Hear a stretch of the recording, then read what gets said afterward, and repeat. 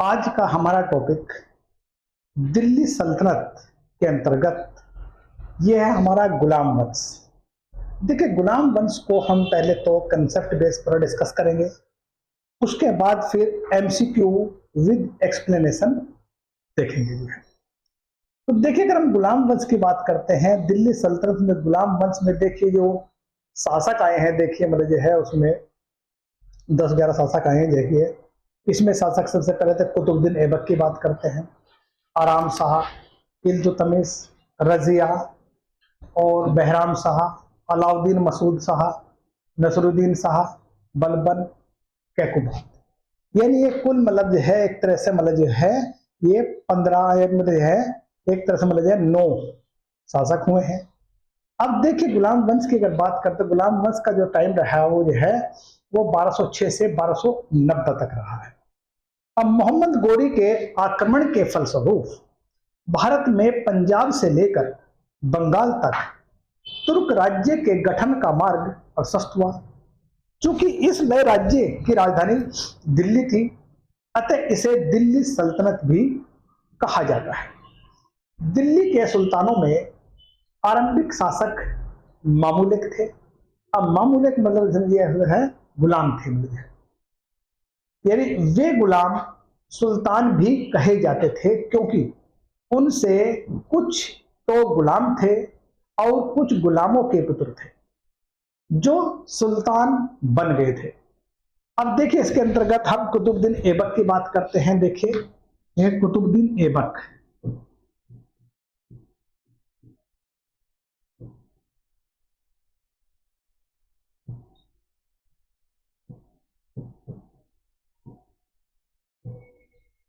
अब देखिए कुतुबुद्दीन ऐबक जो है मोहम्मद गोरी के कोई पुत्र नहीं था और उसकी मृत्यु के पश्चात उसका सेनापति कुतुबुद्दीन ऐबक उसके भारतीय साम्राज्य का उत्तराधिकारी बना।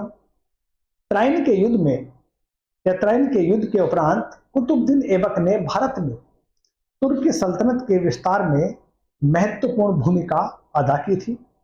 मोहम्मद गोरी का एक दूसरा गुलाम ताजुद्दीन यल्दोज गजनवी का शासक था।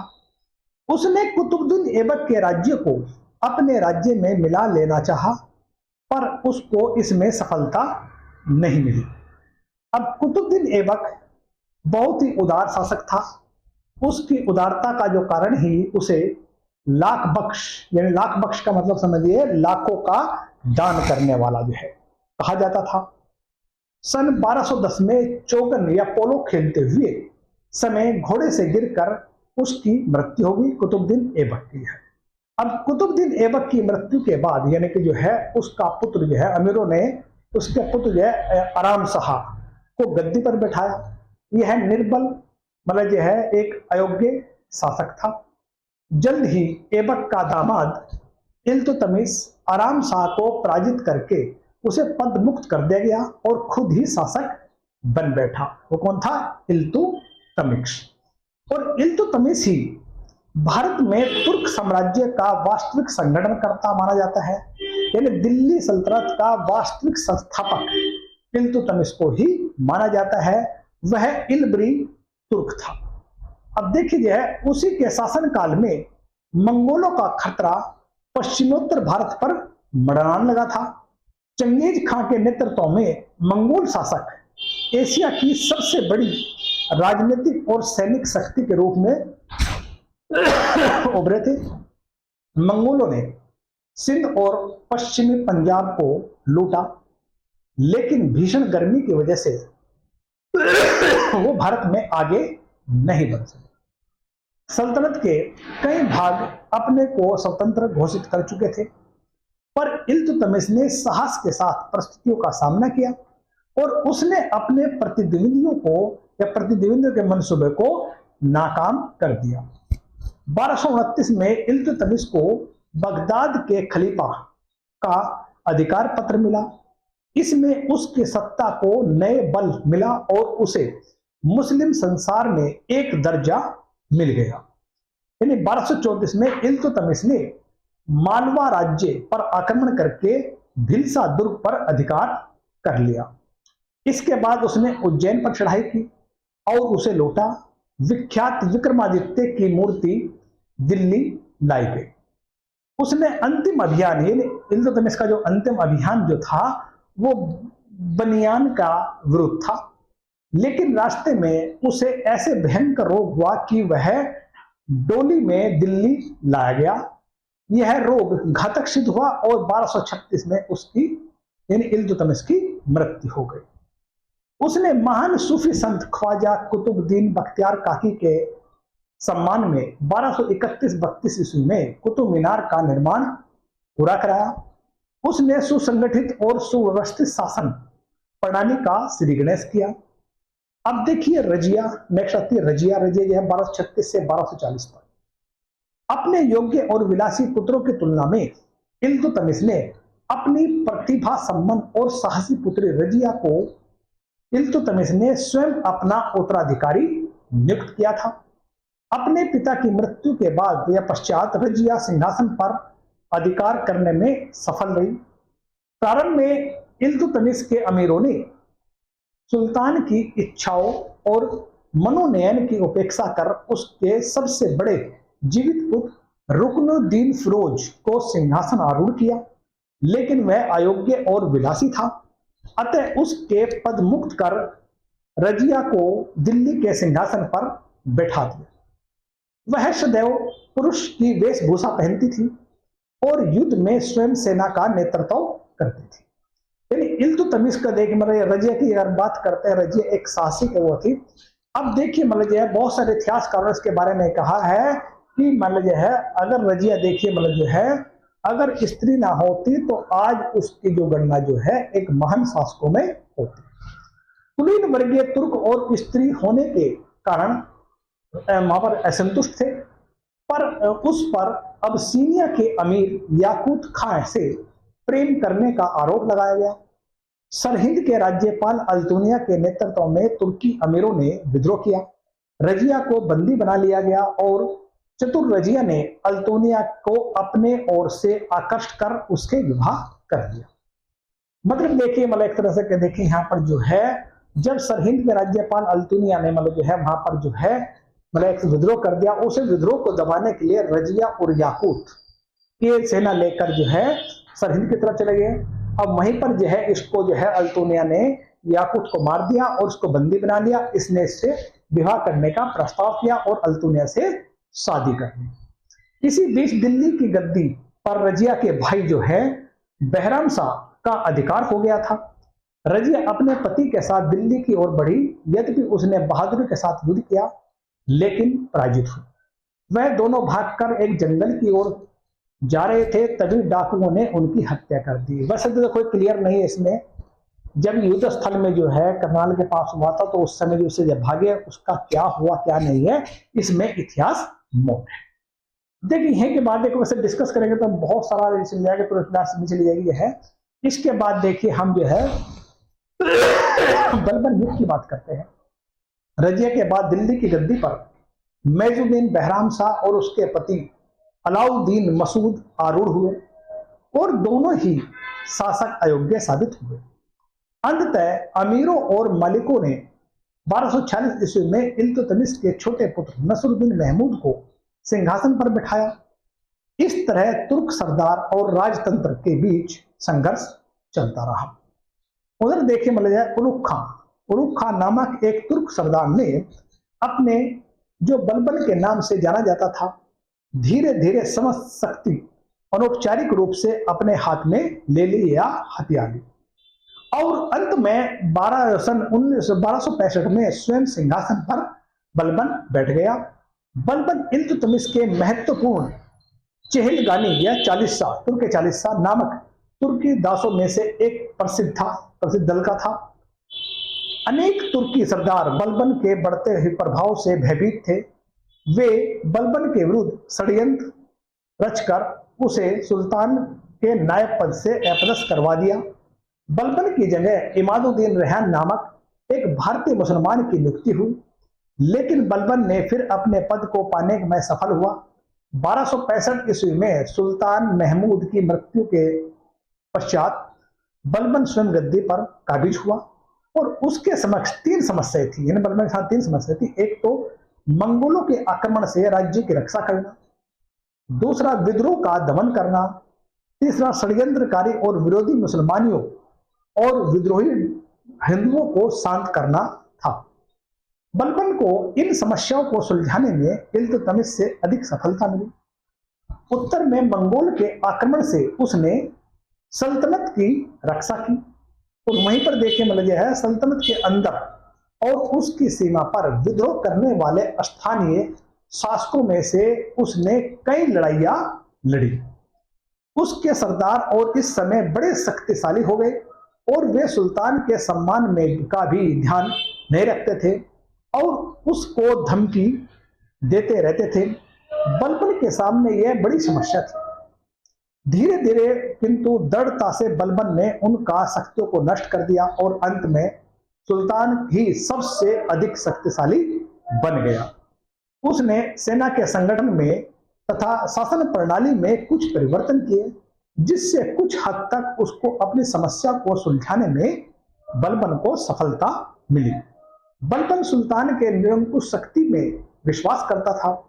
सुल्तान की शक्ति को कोई चुनौती नहीं दे सकता था। उसने हकमी और सनसनी वंश का ईरानी के महान सम्राटों के विषय में सुना था। अपने को वह उन्हीं के सम्मान बनाना चाहता था। उसने सिजदा और पाबोस यानी सिजदा और पाबोस सम्राट के सम्मुख झुककर उसके पैरों को चूमना की प्रथा को अपने दरबार में शुरू कराया, जो मूलतः ईरानी प्रथा थी और जिन्हें गैर इस्लामिक समझा जाता था। इसने अपने शत्रुओं के प्रति लौ और रक्त की नीति अपनाई, जिसमें पुरुषों को मार दिया जाता था और बच्चों और स्त्रियों को दास बना लिया जाता था। अब देखिए इसमें देखिए हम बात करते हैं, देखिए आगे ये तो मैं आपको थोड़ा सा गुलाम वंश के बारे में, इतिहास के बारे में बात किया, जबकि इसको डिस्कस करने में बहुत टाइम लगता है। देखिए अब देखिए हम इसमें जो है कुछ एमसीक्यू क्वेश्चन की बात करेंगे। देखिए अब देखिए सबसे पहले एमसीक्यू क्वेश्चन की देखिए हमारे पास क्वेश्चन नंबर 1 जो है, निम्नलिखित सुल्तानों में से किसने गढ़ मुक्तेश्वर की मस्जिद की दीवारों पर अपने शिलालेख में स्वयं को खलीफा का सहायक कहा है? अब इसमें देखिए आपका बनेगा आंसर बनेगा, इसमें देखिए वो बनेगा आपका बलबन, यानी ये आंसर बनेगा इसमें ये। अब देखिए अगर हम बात करें, बलबन ने गढ़ मुक्तेश्वर की मस्जिद की दीवारों पर उत्कीर्ण शिलालेख में स्वयं को ही खलीफा का सहायक कहा है। इसका आंसर बना देखो बलबन बन जाता है। नेक्स्ट क्वेश्चन देखिए हमारा जो है, वह प्रथम मुस्लिम शासक कौन थे या प्रथम मुस्लिम शासक कौन था जिसने शासन के सिद्धांत थ्योरी ऑफ किंगशिप को राजाओं को ईश्वरीय अधिकार सिद्धांत थ्योरी ऑफ डिवाइन राइट्स के सम्मान प्रतिपादित किया था? अब इसमें देखिए हमारा जो है ये बनेगा बलबन ने ही देखिए इसमें जो है मतलब यह प्रथम शासक था जिसने शासन के सिद्धांत या थ्योरी ऑफ किंगशिप राजाओं के ईश्वरीय अधिकार सिद्धांत थ्योरी ऑफ डिवाइन राइट के सम्मान प्रतिस्थापित किया था। इसका आंसर बन गया हमारा बलबन, यानी ये बनेगा सी आंसर। नेक्स्ट देखिए हमारा, निम्नलिखित में से किसने भारत में प्रसिद्ध फारसी त्योहार नौरोज का आरंभ किया था? देखिए इसमें देखिए आंसर बनेगा बलबन, इसका आंसर बन जाता है हमारा ए। बलबन की बात करते हैं। अब देखिए बलबन ने अपने दरबार के लिए बलबन ने एक बड़े सुल्तान के दरबार के अनुरूप नियम बनाए और उन्हें कठोरता से लागू किया। इस क्षेत्र में उसका आदर्श ईरानी बादशाह थे और उसने उनकी परंपराओं को अपने दरबार में आरंभ किया। उसने सिजदा यानी भूमि पर लेटकर अभिनंदन करना, पाबो सुल्तान के चरणों को या पैरों को चूमना की प्रथा आरंभ की। उसने अपने दरबार में प्रतिवर्ष फारसी त्योहार नौरोज बड़ी शान शौकत के साथ मनाना की प्रथा आरंभ की। इसका आंसर बन गया हमारा ए यानी बलबन। नेक्स्ट, निम्नलिखित में से कौन सा कथन बलबन के संबंध में सही नहीं है? अब इसका देखिए सही नहीं बताना आपको जो है, उसने नियमित खुदाई सिद्धांत का प्रतिपादन किया, उसने इकदारी व्यवस्था का प्रारंभ किया, नहीं ये इसका रॉन्ग हो जाता है। उसने तुर्क के चलगाने का प्रभाव समाप्त किया, बिल्कुल सही है। उसने बंगाल में विद्रोह का दमन किया, ये भी सही है। इसका आंसर बन जाता है हमारा बी। देखिए हम जो है इक्तादारी व्यवस्था इसने शुरू नहीं की थी। देखिए आप जो है इसमें देखिए बलबन का जो मतलब जो है वास्तविक नाम था वो बहाउद्दीन था। अब देखिए नसरुद्दीन महमूद ने उसे उलुग खां की उपाधि दी थी। जिले इल्हा की उपाधि से उसने स्वयं धारण की थी। उसका शासनकाल 1266 से 1286 ईस्वी तक था। बलबन ने अपने राजतव संबंधी सिद्धांतों के लिए प्रसिद्ध था। उसके राजतव के सिद्धांत का स्वरूप और फारस के राजतव से प्रेरित था। बलबन ने राजा के नियमित खुदवाई यानी नियमित खुदवाई में ईश्वर के प्रतिनिधि बताया।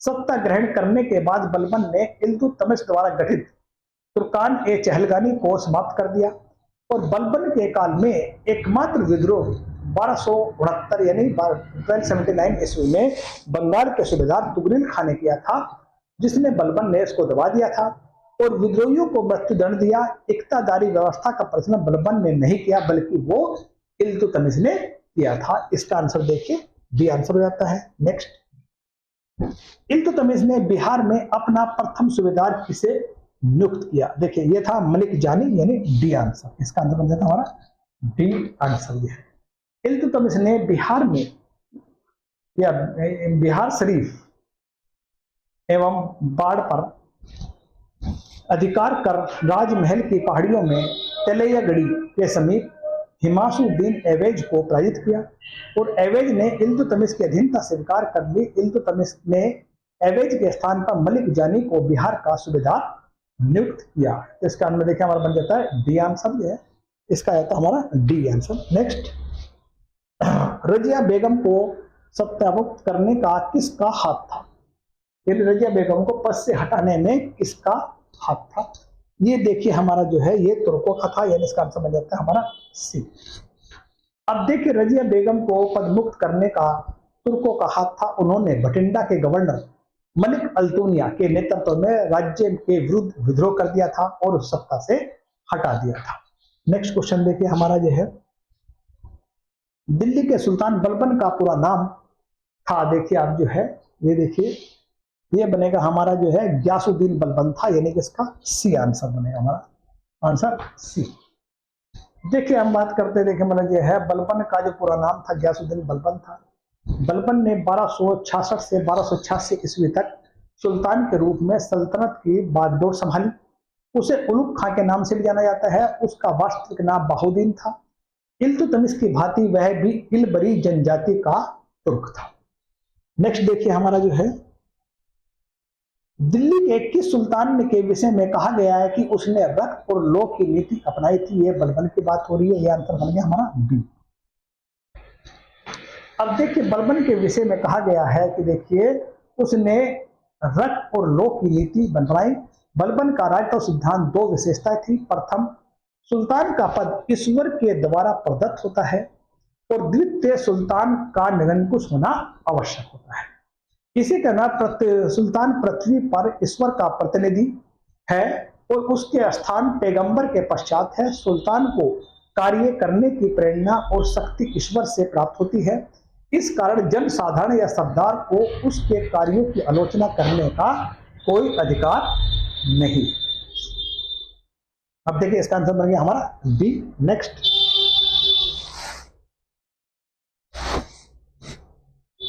सुल्तान कुतुबुद्दीन ऐबक की मृत्यु कैसे हुई? अब देखिए इसमें देखिए यह है चौगन की क्रीड़ा के दौरान अश्व से गिरने पर उसके पिता मृत्यु, उसका डी आंसर है, यानी चौगन खेलते या पोलो खेलते हुए उसकी मृत्यु होगी। देखिए कुतुबुद्दीन ऐबक की मृत्यु चौगन का खेल यानी आधुनिक पोलो की भांति का खेल था। घोड़े से गिरने के बाद 1210 ईस्वी में हुई थी। उसे लाहौर में दफनाया गया और उसे गुलाम वंश का संस्थापक भी माना जाता है। नाम इसका देखिए आंसर है बी। नेक्स्ट, कुव्वत उल उस्लान मस्जिद तथा 2.5 दिन का झोपड़ा क्रम से स्थित है। ये देखिए हमारा जो है ये बनेगा देखिए हमारा ये है डी, यानी कि इसमें बनेगा हमारा दिल्ली में, दिल्ली और अजमेर में, ये बनेगा डी आंसर का डी। नेक्स्ट, निम्नलिखित में से किसने प्रसिद्ध कुतुब मीनार का निर्माण में योगदान नहीं दिया? अब इसका बनेगा देखिए इसमें ग्यासुद्दीन तुगलक, इसका बन जाता है सी। नेक्स्ट देखिए हमारा दिल्ली का वह प्रथम सुल्तान कौन था जिसने नियमित सिक्कों पर जारी किए और दिल्ली के अपने साम्राज्य की राजधानी घोषित की? देखिए इसका आंसर बन जाता है देखिए हमारा जो है वो बन जाएगा, देखिए ये बन जाएगा हमारा इल्तुतमिश, इसका आंसर बन जाता है हमारा बी। उसके बाद देखिए हम सुल्तान के निम्नलिखित सुल्तानों में से किसने सर्वप्रथम अपनी राजधानी दिल्ली स्थानांतरित। अब देखिए इसका स्थान है हमारा जो है सी, इल्तुतमिश की बात हो रही है, बन गया हमारा सी। नेक्स्ट, दिल्ली का प्रथम मुस्लिम शासक कौन था। अब दिल्ली का प्रथम मुस्लिम शासक था, वो था हमारा, देखिए वो हमारा बी यानी इल्तुतमिश की बात करते हैं हम जो है, ये हमारा इल्तुतमिश बन जाता है। आगे नेक्स्ट क्वेश्चन देखिए हमारा जो है,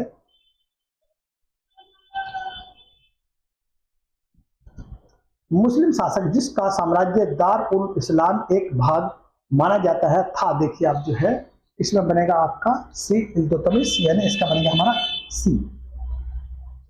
अब देखिए इसमें इतना ही कुछ है, बाकी नेक्स्ट में क्लास करेंगे। ओके।